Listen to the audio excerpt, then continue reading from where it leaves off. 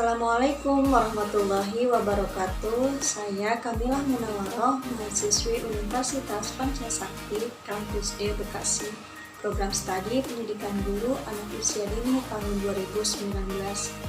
Yang saya hormati Ibu Dr. Mumun Mulyati MPD selaku dosen pengampu mata kuliah komunikasi dan negosiasi PAM. Berikut ini saya akan memaparkan jawaban-jawaban dari beberapa soal yang telah diberikan pada ujian akhir semester 5 ini dengan mata kuliah komunikasi dan negosiasi pendidikan anak usia dini. Berikut pemaparan jawabannya.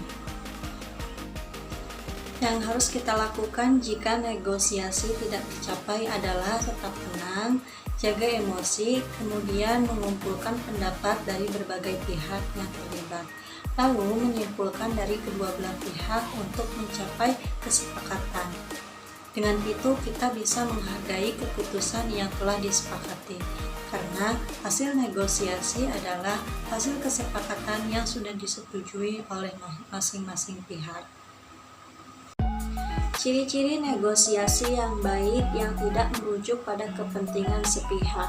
Yang pertama, sebisa mungkin berikan sedikit peluang bagi pihak lain untuk mendengarkan atau bertukar cerita. Yang kedua, mau mendengarkan pihak lain dengan lebih baik dan lebih seksama. Yang ketiga, sabar, gigih, dan kreatif dalam mencari solusi.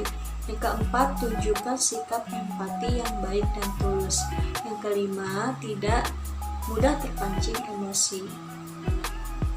Yang keenam, peka dan memahami isyarat nonverbal dengan sangat baik.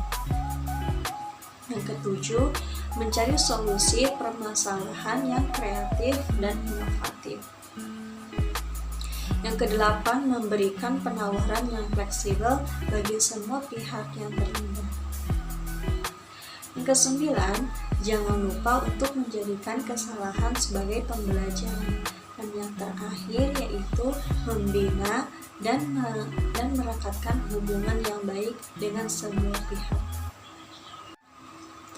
Dalam proses komunikasi ada 3 macam gangguan yang terdapat dalam pengiriman pesan, yakni yang pertama yaitu adanya gangguan fisik. Gangguan fisik merupakan gangguan yang disebabkan oleh adanya suara atau kebisingan lain di sekitar tempat pengiriman pesan, seperti adanya desingan suara mobil, motor, atau mungkin berada di tempat keramaian, dan mungkin bisa di tempat yang lainnya. Itu mengapa komunikan merasa kurang mendengar jelas apa yang disampaikan oleh komunikator.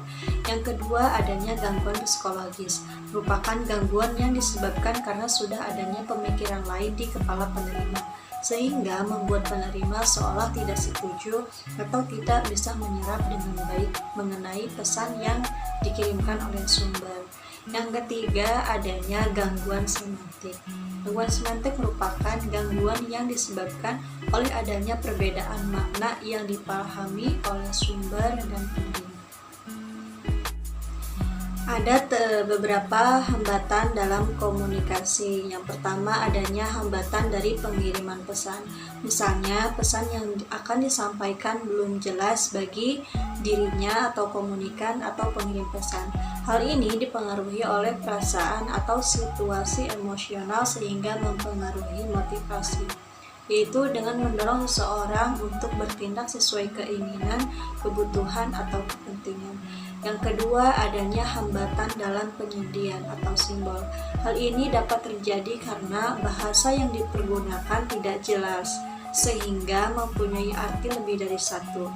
Simbol yang digunakan antara si pengirim dengan si penerima tidak sama, atau bahasa yang dipergunakan terlalu sulit untuk dimengerti. Selanjutnya ada hambatan media. Hambatan media adalah hambatan yang terjadi dalam penggunaan media komunikasi. Misalnya gangguan suara radio sehingga tidak dapat mendengarkan pesan dengan jelas. Yang keempat, adanya hambatan dalam bahasa sandi. Hambatan ini terjadi dalam menafsirkan sandi oleh si penerima. Yang kelima, adanya hambatan dari penerima pesannya itu sendiri. Misalnya kurangnya perhatian pada saat menerima atau mendengarkan pesan, atau mungkin sikap prasangka tanggapan yang keliru dan tidak mencari informasi yang lebih lanjut. Selanjutnya, cara komunikasi yang baik dengan anak, yaitu dengan adanya keterbukaan. Terbukalah dengan anak, terlebih jika anak sudah mampu memahami diri kita. Terbuka dalam hal yang memang harus dipahami. Misalnya, orang tua pergi bekerja, sang anak harus mandiri dan ikut dengan orang lain atau pengasuh. Jelaskan bahwa memang ibu dan ayah bekerja. Yang kedua yaitu empati. Berempati bila anak menceritakan masalah atau kegiatan yang menyenangkan di sekolah tadi atau di cerita yang lainnya. Selanjutnya, berikan dukungan. Berikan dukungan penuh pada anak selama yang dilakukannya positif. Bila negatif, dapat diberi pengertian agar anak mau mengubah sesuatu yang negatif tersebut. Yang keempat, rasa positif. Selalulah berpikir positif pada anak dalam segala hal. Jangan menilai terlebih dahulu tentang perilakunya yang salah, namun mencoba untuk memahaminya. Yang kelima, adanya kesetaraan atau kesamaan. Demikianlah yang dapat saya sampaikan. Apabila ada kekurangan kata atau penyampaian yang salah, saya mohon maaf. Terima kasih atas segala perhatiannya. Wassalamualaikum warahmatullahi wabarakatuh.